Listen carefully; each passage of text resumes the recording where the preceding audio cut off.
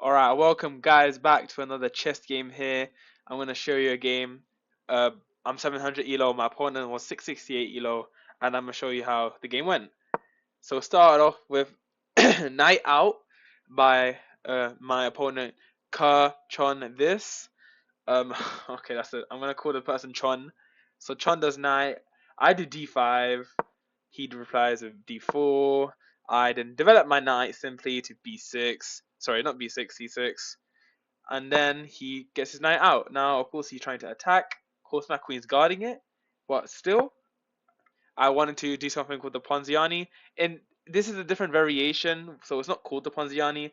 But essentially, what I wanted to do, pawn here, trade, takes, and then I end up in a better position. Which he does bishop to, I guess, to give it more vision or to guard the pawn.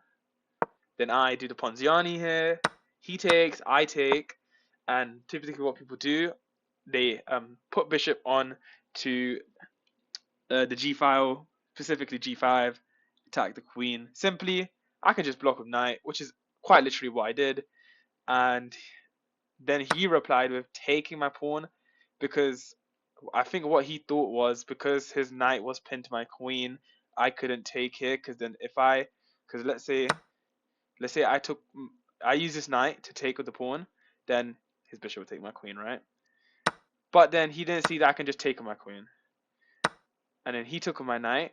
And now what's tricky about this, my knight was the only thing guarding my queen.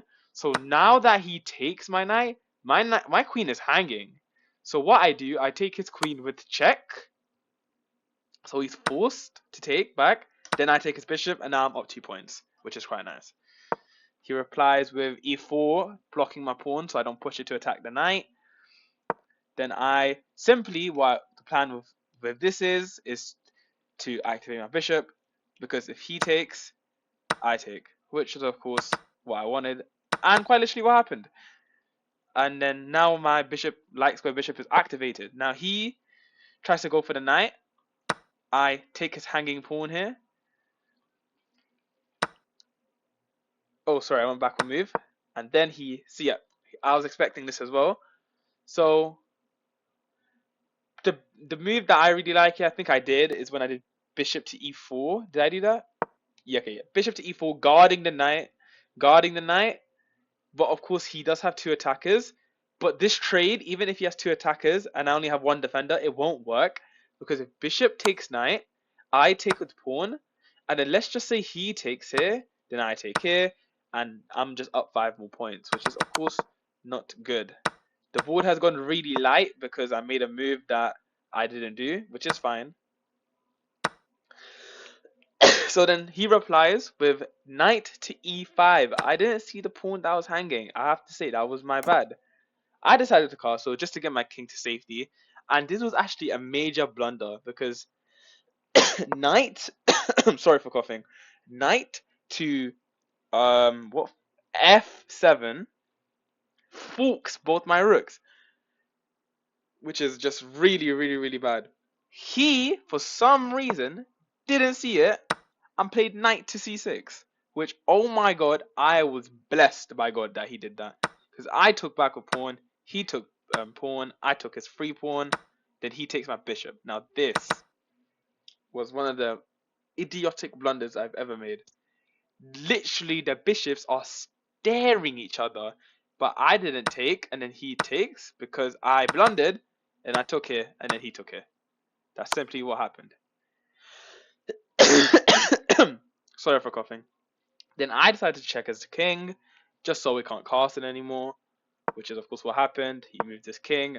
I blundered again, which, oh my god, it just didn't stop. I don't know how I won this game, by the way, but his rook can just take. But for some reason, he still didn't take. And he pushes his pawn down to f3, blocking his light squared bishop, by the way. Now, I, of course, retreat the bishop after I realize I hung it. Then he checks. I move to b, b1, b8. I think this is probably a better move because when I push my pawns up, because like when I start pushing my pawns up, it's just more defended. and then I could do something like this. He could do this, and I could do this, and then you know, it's just more defended. So I decided to do b8. He moves his king. Now this, I think he was trolling me.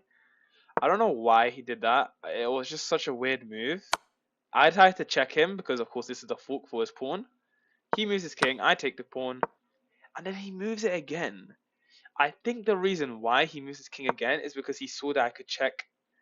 Let's say I move here. I think it's because he saw that I could check him here, so he just moved here in advance. I probably would have done that, but I didn't because he moved it already. So he moved his king already there. Then I just take the free pawn. He activates his rook. I check him, and then of course this is a fork for his rook. This, I don't know why he was just moving his king. He activates his rook whilst I have a dark square bishop, and he activates it on the dark squares. He has both rooks on dark squares. His knight's on a dark square. Both rooks dark square. One pawn's on a dark square. Like, it was, I was gonna fork him eventually, and it happened. Then I took his rook. He takes back. I take his hanging pawn. He goes up to king to a, what letter is that? H, yeah. H4, because of course I could have taken the bishop right here. But the problem is here, his bishop's pinned, which is of course not good. So I see that, hey, I'm going to go for the hanging pawn, why not? He moves his king up, defending a pawn and attacking my rook. I know I'm 700 elo, but for guys who are lower elo than me, if you have a move that can attack and defend at the same time, do it. This is probably the best move, maybe. I moved my rook to c2, just to, get out of danger, protecting the pawn. Now I think about it, this wasn't the best move ever. I think rook to b2 is better, because when I eventually start pushing my pawns, so he goes into king, I push my pawn, get his bishop out, I go here, he does this, I do that,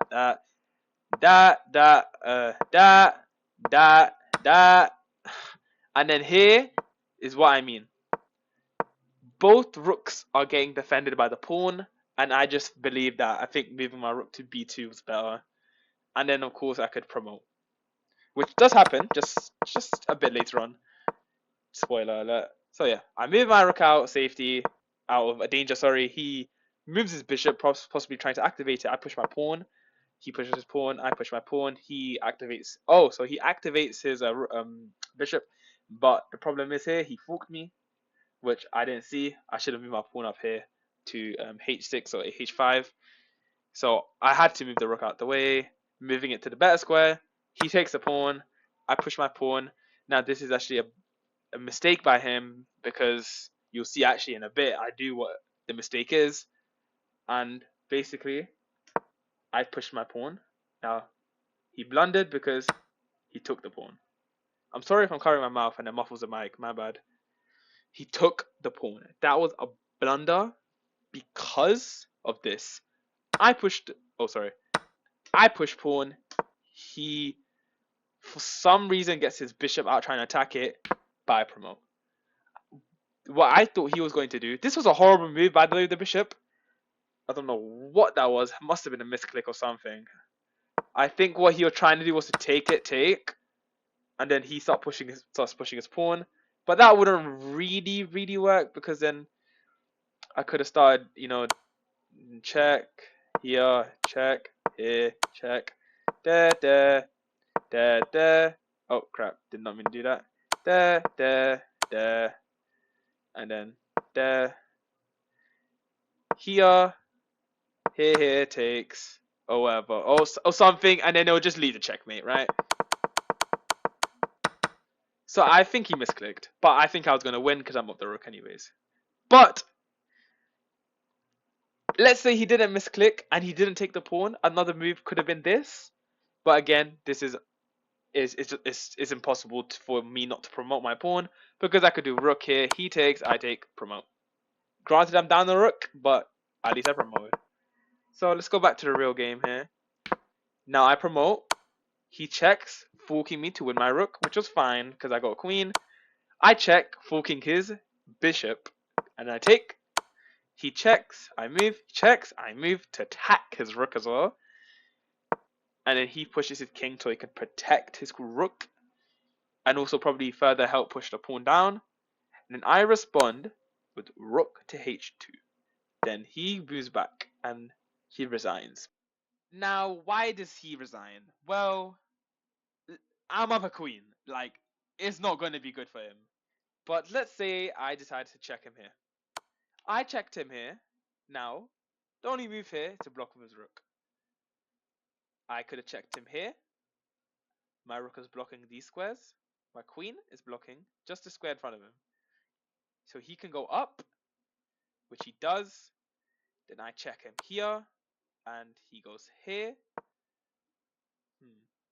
Then what's there to do here? Oh, because he's forced to go here. Then I take rook. He hides away. Check.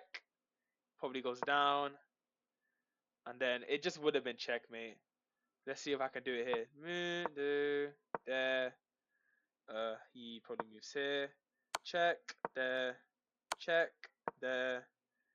Check. There. Move my king. My king. He goes back. And then, if I move my rook here, he can still go back here. Hopefully I just don't stalemate. Check here. That should be it. Nope. He goes back up. I move my rook here.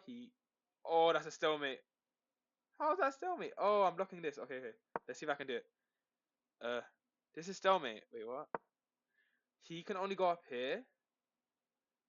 But once he makes that move, oh, it's stalemate because his queen's blocking. It's so hard not to stalemate, man.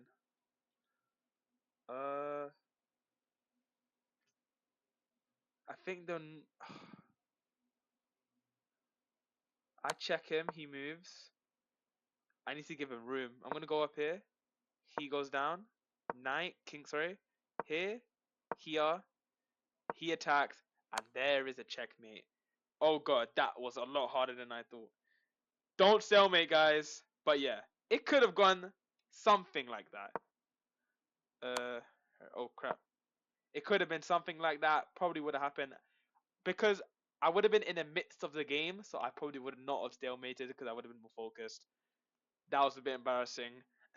Okay, that's the end of the video. He resigned. I won. Goodbye.